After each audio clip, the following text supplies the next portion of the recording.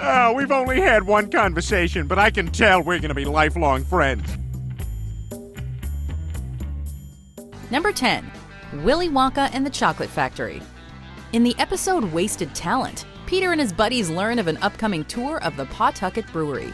To win a spot on the tour, they need to find a silver scroll hidden inside a random bottle of beer. Sound familiar? I found it! I found the last scroll! He found it! Oh my God! Run home, Peter! Run as fast as you can! Not only is this storyline ripped straight from Willy Wonka, but the entire episode is basically one giant parody of the movie. There are lines, story beats, and music ripped straight from the source. And some of the characters are more hilarious and exaggerated versions of the ones found in the movie. Chumba, Woomba, gobbledygorse. Count yourself lucky, you're not a horse. However, we don't remember Charlie getting kicked in the shin by an Oompa Loompa. Chumba, Woomba, gobble. Ah! Number 9. The Lord of the Rings: The Two Towers. This scene starts with Chris being attacked by a haunted tree. Herbert then shows up and yells, "You shall not pass to the tree." It's not quite as epic as Gandalf's, but whatever, causing them to both fall down a massive crevice. The moment is ripped straight from the beginning of The Two Towers, and follows the scene pretty much beat by beat. It's simply awesome to see Herbert fighting a monstrous tree with his walker, while epic music plays in the background.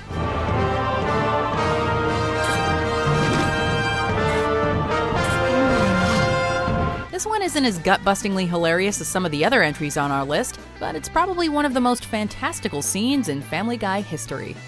Number 8. The Friday the 13th franchise. It's kind of endearing to see a psychopathic serial killer gleefully talking about the wildlife returning to a newly cleaned lake. I think this is really going to revitalize tourism. And then he nonchalantly stabs 2 teenagers. An oddly nice Jason Voorhees makes numerous appearances throughout the show, including once as a store manager threatening to kill his employee, and another time as a loving dad dropping off his psychotic son at camp. Don't look at me, I'm just here to drop off my son. Justin? There's something oddly funny about the way the writers have decided to portray Jason in the series. Sure, he retains his bloodlust, but he also seems to have a giant heart. It's that odd disconnect that makes his appearances so much fun. Love bears all things, believes all things, hopes all things, endures all things. Number 7. Fast Times at Ridgemont High. We don't know what it is about the scenes ripped directly from movies, but they always seem to be the funniest. In this episode, Meg develops a crush on Tom Tucker. While watching him on television, she has a vision of Tom swimming in a pool, calling her cute, stripping off his shirt, and making out with her. This is inspired by the famous scene from the classic teen comedy Fast Times at Ridgemont High, although it is infinitely sexier in the movie. Sorry, but watching a grown, mustachioed, hairy-chested man making out with a teenager is not exactly our idea of sexy. Like Brian says, it's Awkward. Number 6. Raiders of the Lost Ark. Seth MacFarlane apparently loves him some Indiana Jones, because Family Guy certainly loves to reference it. If Peter isn't using the sunlight and a scepter-like device to find a notebook in his attic, then he's being chased by the natives of a foreign land and escaping at the last minute on a plane. The native scene is right out of Raiders of the Lost Ark, complete with the exact same music and quotes. And this being Family Guy, Meg hilariously drops dead from the numerous blow darts in her back. And to think, that was all due to Chris becoming a freshman. Number 5. Back to the Future. This Family Guy parody has everything. Time travel, alternate timelines, keytars, and tons of Back to the Future references. Stay tuned for President Ronald Reagan's weekly radio address. Ronald Reagan? The actor? He's president? Peter, you're the one from the future. You should know. Forget it. After complaining about missing the single life within earshot of death, Peter is transported back to the 80s to relive his younger years. Only he misses his chance with Lois, and when he gets back to the future, she's married to Quagmire. Let's go upstairs and do it. Okay! Well, if you're familiar with the adventures of Marty McFly, you can guess what happens next. Peter goes back to 1984 and has to win Lois's heart at the big dance, while Earth Angel plays in the background. You can probably also guess that he succeeds. and that Brian and Rick Astley get their moment in the spotlight. Never gonna give you up, never gonna let you down, never gonna... Number 4, And Then There Were None. Who knew that Family Guy and Agatha Christie could go so well together? And Then There Were Fewer, a play on the film adaptation's title, follows the same plot as Christie's story, only, with Family Guy characters.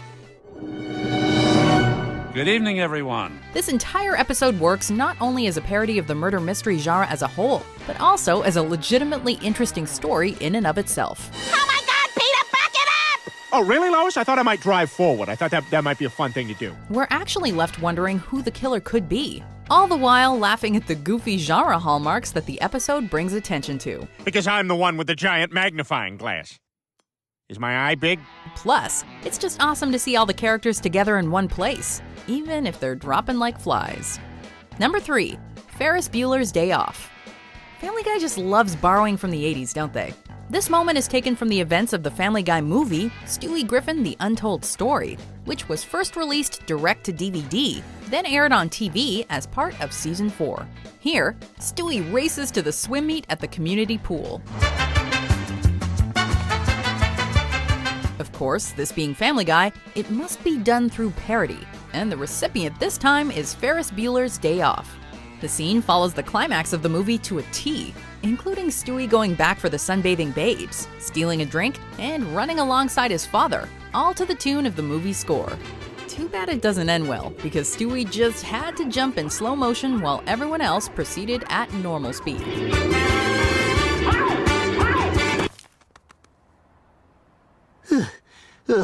Probably shouldn't have milked that landing. Number 2, The Shawshank Redemption.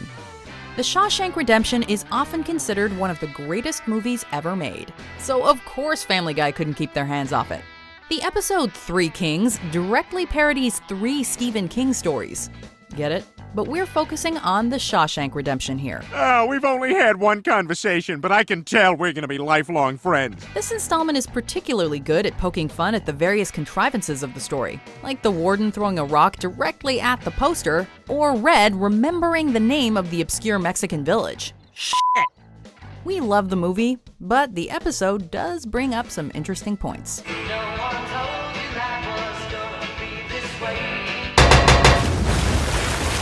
Before we unveil our number 1 pick, here are some honorable mentions. Now I wish I just stayed home and finished my remake of Inside Out.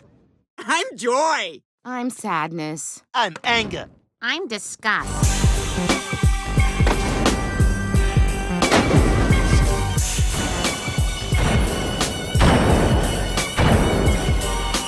Back up in your ass with the resurrection.